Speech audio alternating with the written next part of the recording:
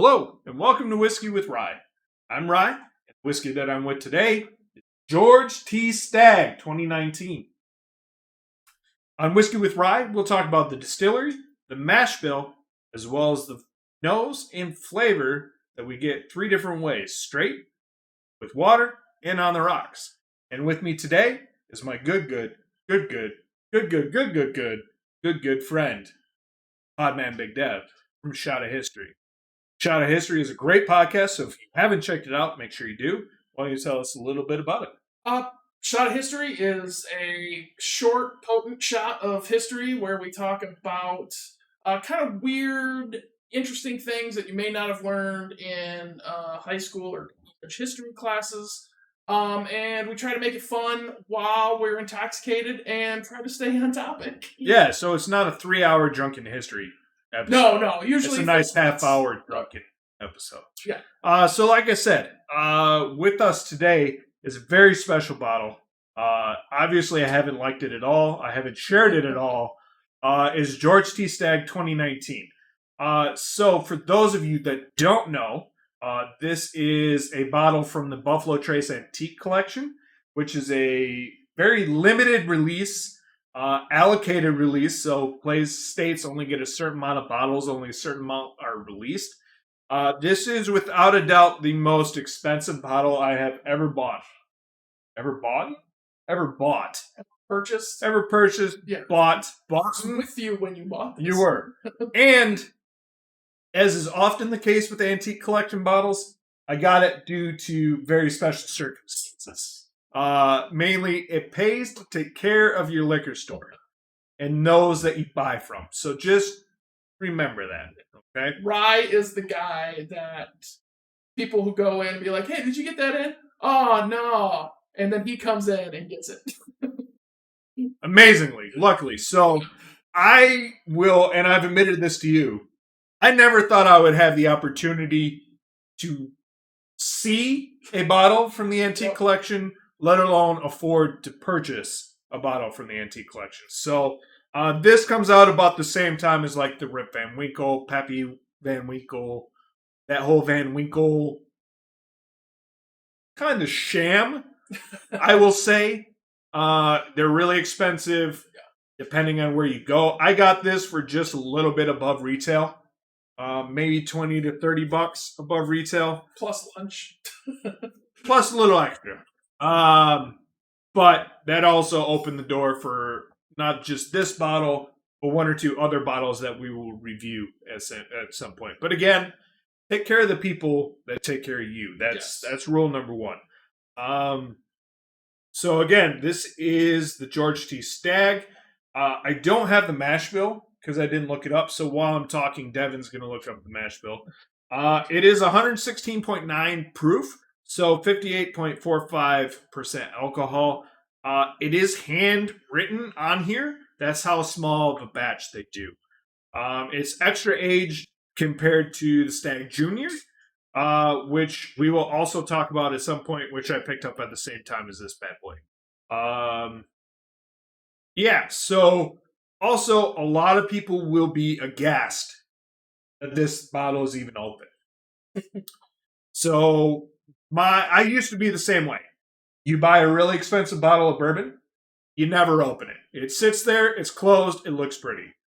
Now, I do have some bottles that are like that. I have the Maker's Mark Triple Crown bottles that I will never open. They're fully, encased in wax, and they look really nice. I also do have a special bottle that we bottled a bottle each on the Bourbon Trail of Jim Beam Urban Stillhouse Select that we filled, labeled, sealed, and had engraved ourselves. Yes. And that is a bottle that will be cracked open my bottle will be cracked open either at my bachelor party or at my actual wedding at some point. Mine probably will never. So, a lot of people will say, I can't believe you opened this. A lot of people don't. They just collect them all and they sit there collecting dust. For me, the best part about whiskey is the experience around this bottle. So I have shared this with Podman here before. our other friend who's just getting into whiskey, as well as coming out of quarantine, our first social event. I took this bottle of whiskey with me and shared it with 5 or 6 other people that weren't necessarily into whiskey because it's a really nice bottle and it was a really prime time and important time to share a good bottle. There will always be other bottles of whiskey. There will not necessarily be another time where you're together with everyone. So that's my point of view as to why I cracked this open. Did you find the mash bill? Yeah, this is the Buffalo Trace Mash Bill 1. Okay. I can zoom in. So Mash Bill 1 includes Buffalo Trace, Stagg Jr., Eagle Rare, their E.H. Taylor Sour Mash, Okay. their White Dog, all come from Mash Bill 1. And this is a low rye, which means it's 10% or less. Okay. And I like all of those that you listed. Yeah. They're all really good. Yeah. So it comes from a good line. It's just aged longer and has a special name right here, which makes it more expensive. So, with that being said, we are going to pop this. I can smell it already. Oh, damn. And we are going to pour our neat or straight pour, and then have some for shit. Have some for water as well. And then our rocks pour. Try to clean your desk off. Yeah, little bit of varnish, varnish cleaner. And then again, Podman is using the Glencanyons, which are just Glencanyons but bigger. So same effect, everything like that. I'm a big boy. Bigger pour. I will not deny this.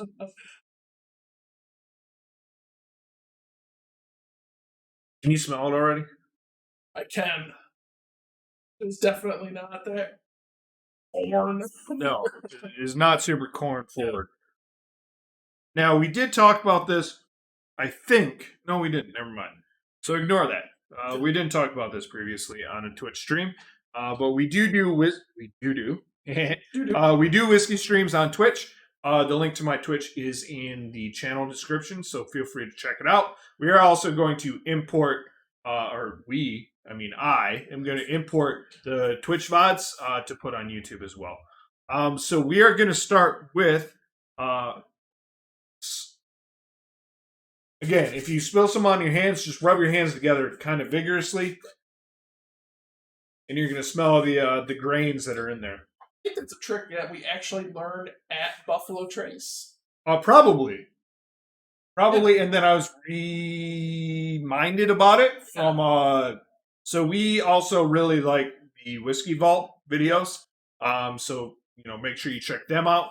But they also do the same thing. It kind of reminded me of it as well. Yeah, I think Buffalo Trace is one of the few distilleries where it's a free tour. Yeah. They're not officially part of they weren't officially part of the bourbon right, trail, right? They weren't officially, yeah. But that was one that we just kind of happened across. Yeah. And it was real nice. It was. Nice. Probably, I would say, of the tours that we took that were just like the standard tours, because we went on a special Maker's Mark tour. Right. It was probably the best tour that we went on. Yeah, they definitely have it down. Yeah. And it's also a really nice area. I think Woodford and Makers had the nicest grounds. Oh yeah, Easily. Yeah. I'd put Woodford above Makers.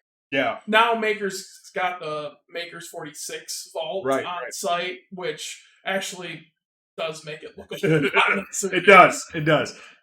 So yeah, Wild Turkey was nice too, but like as far as grounds, it looked really nice, and the visitor center was really nice. Yeah. But take me to Buffalo Trace. Yeah, Buffalo Trace. And they make a really nice bourbon cream as well. Yeah. So So we're gonna jump into the nose straight. We'll talk about it, and then we'll jump into the taste straight as well.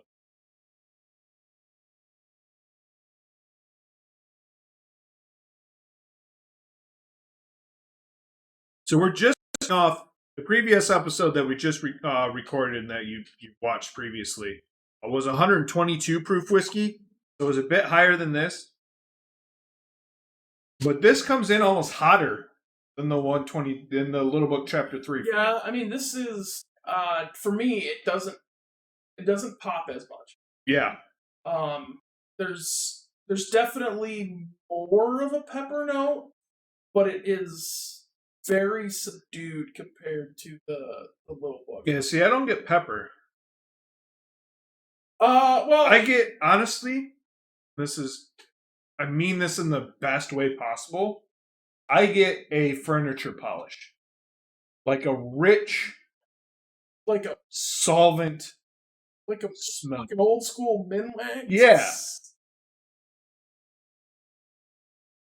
With a hint of fresh fruit on the back. Like almost like a fruit salad. I could get there on on the fruity, bright, vibrant, maybe a little bit of a citrus note on there. Some vanilla, caramel, the obvious one. It reminds me of like a wood wax. But I don't know that I. But it's an appeasing, like it's a nice. Maybe not. So recently, I've been refinishing a lot of furniture. Yes, I know this. So more of straight polyurethane. Yeah. Like I can get there on that. Maybe not. It's like a bowl of fresh fruit covered in polyurethane, like covered in clear coat. Fresh clear coat. You took a fresh can of clear coat and poured it over top of. Yeah. Like, okay, I can get you. I can meet you on that. That's kind of like, it's almost like waxed fruit, right? With actual fruit hints. I don't know that I'd go that far because, like, waxed fruit, I think, like artificial, like heavy, just artificial flavor. Yeah. Smells. Yeah, I got you. Like kind of a stale note in the background. Okay. Yeah. No, this is very vibrant fruit. Yeah. Like it's very. Like I said, oranges, apples, some strawberries in there, maybe some grapes, like white grapes. Yeah. Maybe some some raspberry. Yeah. Yeah, definitely. This is definitely fruity, vibrant. Yeah, very. But yeah, there is that. Like the more you start it, it's like I can't get there on like the mid. Right. Like clear. There's a little clear coat. Yeah, like urethane in there. Like I'm straight up trying to seal some. Yeah, exactly. So cheers. Yeah, cheers.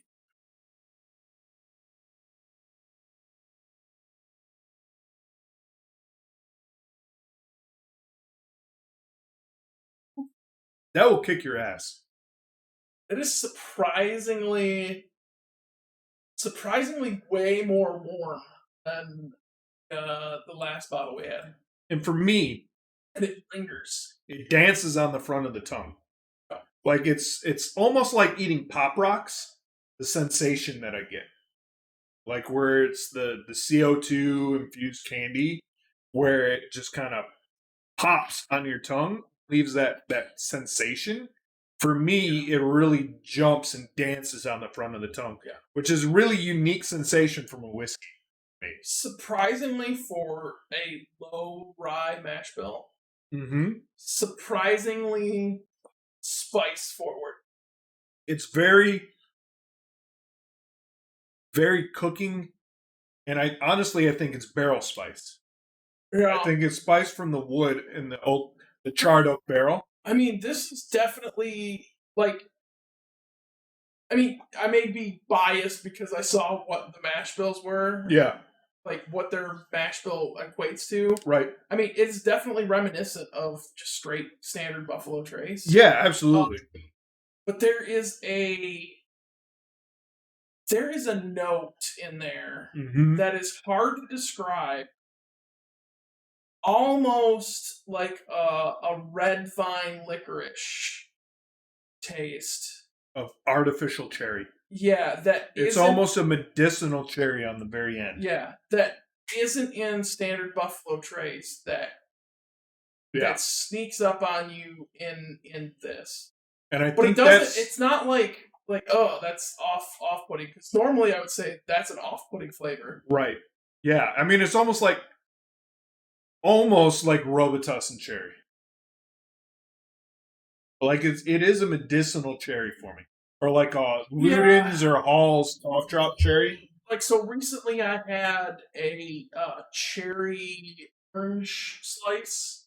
Like so, you know the orange slice candies that are like heavily Yeah. sugar coated. Yeah, yeah. Like, I want one of those now. Yeah. But there's a cherry version that I just recently Oh, okay. and that's what that It's that that's super that- sweet, super fake cherry. Yeah, Yeah. yeah, exactly what it is. Yeah. But it's not off-putting in this. Right. Right. I mean, it works with everything. I will say, now that I have one of these bottles, I never need to buy one again. So this bottle was $125, $130, you know, out Almost the door. like what? A little over $1 a proof. Yeah, you know. Am I glad I bought it? Absolutely. Yeah. Do I ever need to buy this specific another George T Stagg Buffalo Trace Antique Collection again? Probably not, No. because I think the Stagg Jr. does just as good of a job, and there are other barrel proofs that do what this does, excuse me, for half the price. Yeah, I mean, and it's the same thing as drinking, having Pappy or Old Van Winkle or anything like that. Yeah. Like there's like Buffalo Trace only deals with so many mash bills, and the only difference being is like the length of time. Yeah. The type of building that it was aged in. Yeah. So they've got brick houses and steel rick houses. Yeah. I think they might off-site have a few additional wood rick houses. Yeah. But like that's the only when we were on the site there, they told us it's all like you want to know what the difference between Buffalo Trace and Pappy is. Buffalo Trace is done in this rick house. Pappy's done in this rick house. Right, and it's a certain section in the rick house. Yeah. And it's the amount of time that it's in there. So that's really the only difference. So they also do Weller. Yeah. And so Weller and Blanton's. Which I really enjoy Blanton's. Blanton's good. I have definitely overpaid for Blanton's, I will fully admit. But really it's the same mash bills. So I have a hard time chasing a specific name of mash bill when I can get the same experience from a bottle that I can find regularly and for cheaper.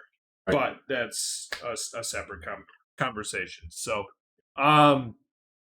the school of thought that Podman and I both subscribe to is, and we are blatantly ripping this off from the Whiskey Trunk and Whiskey Vault.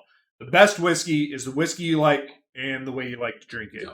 However you like to drink it, whichever one you like the best, that's great. Yeah. Everyone is going to have a different opinion because whiskey is so subjective. Right. Is my point of view. So well, yeah. I mean, we've experienced that with our friend Bill. Yeah.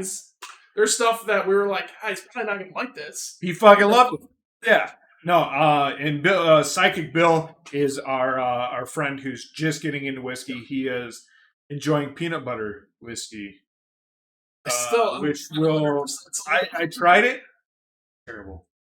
Which one did you have? The Screwball. No. I had the Ugly Dog. Sorry. Okay. I've had the Screwball. I haven't had the Ugly. It smelled like a Scotcheroo. Tasted like blended peanut butter. Okay, I mean. So again, we are jumping into. I'm going to put the rocks in. I couldn't decide which glass I want to put that in. And we are going to jump into a little bit of water. That was a little better that time. You need very little water. Or a little more. I mean, I can do that too. Here. Give you a little bit of both. This bottle will probably be finished this.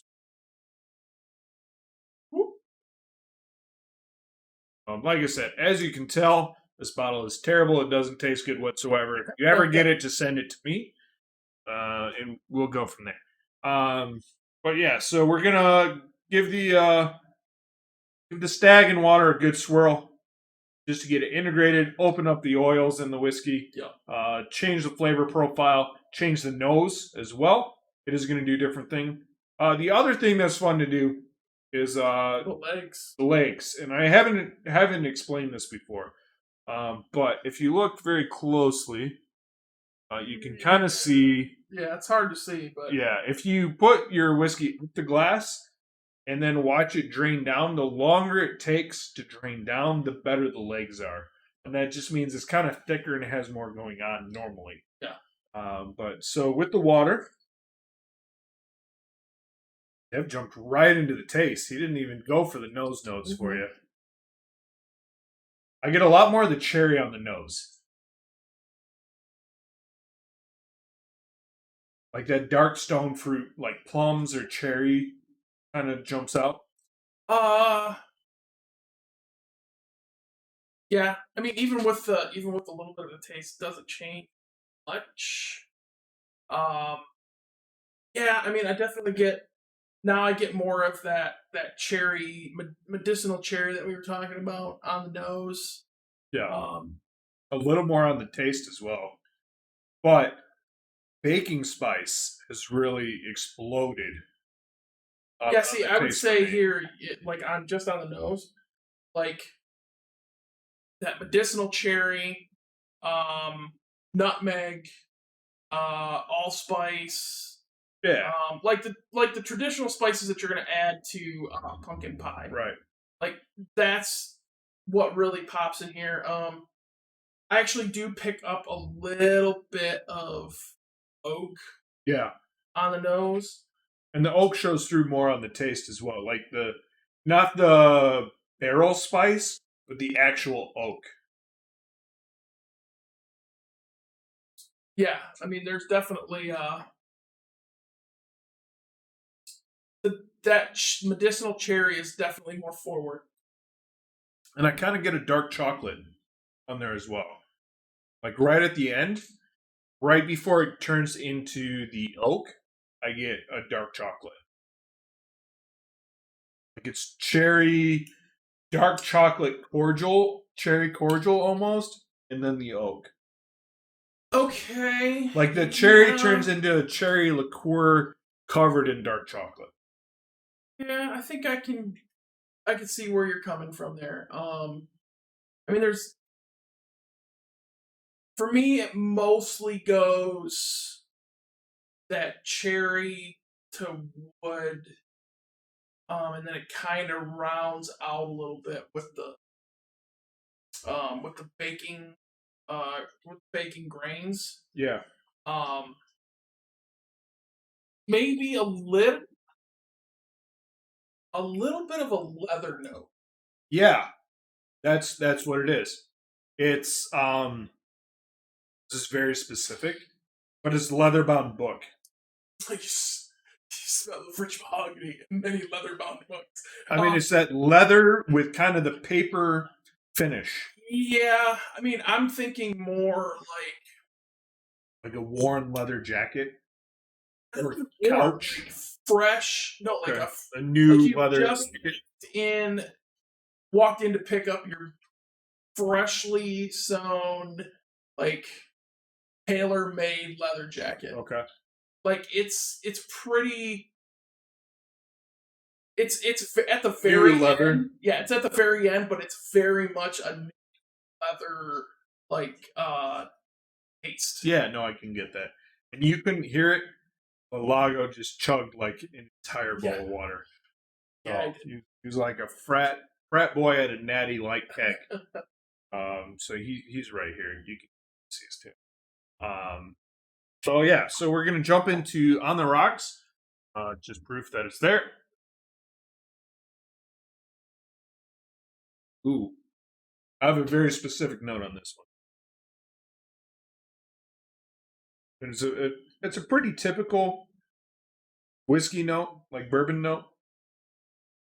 It's the butterscotch candy, hard candy, wrapped in like that yellow cellophane wrapper that like everyone's grandma had in their purse. I'd go more Werther's original. Yeah, that too. But It's that butterscotch caramel hybrid. but yeah, there's like the vanilla caramel note that wasn't really prominent in the meat and the water. Definitely Shows up on the yeah. rocks. Yeah. A little bit of an apple juice though. Like Welch's, not Welch's, a juicy juice. Yeah, okay. Juicy juice, juice. Like, yeah. not quite 100% apple juice, but it's there. Yeah, after a sip and I go back to the nose, all I can pull is caramel vanilla. Okay. Like it's the minus the coffee, it's like a caramel vanilla cappuccino. But on the taste, it's completely different. Like I have a hard time on the taste on the rocks. It's pretty muted. I have a hard time believing this isn't higher rye. To me, it's real. It's muted out a lot of things. Like now, where typically it's always corn. Yeah, I mean, there's a bit of a corn, like a canned corn flavor in here. I get white pepper. So it's not the sharpness of black pepper, but like white ground pepper. Like it's a softer pepper. All right. I mean, yeah, I could probably get there with that. After a couple of sips, yeah, there's definitely some kind of peppery note in there, but still feels real muted. Yeah, I mean, the water compared to this is the exact opposite of the Little Book Chapter 3. Yeah. So the Little Book Chapter 3, the water was really muted, the ice was very vibrant. Yeah. With this, the water is vibrant, the ice is muted. I would go straight water ice though, for sure. Oh yeah. Yeah. This one if I went someplace and they said we have to serve it on the rocks, I would just tell them not to. Yeah, well, I mean, you're also don't $50 pour on the rocks. Well, no, but there are places that will tell you they have to serve it, even with a shaving of ice in it. Yeah, I'd say just put the ice in a different glass. I'll pour it over myself. They have to do a rocks pour. Luckily, none of the places we go that would have this would do that.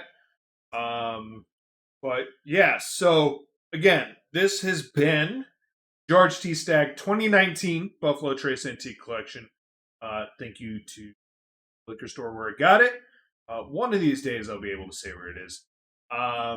So this has been Whiskey with Rye with my good friend Podman Big Dev. And until next time, that's all there is because there is no more. So cheers.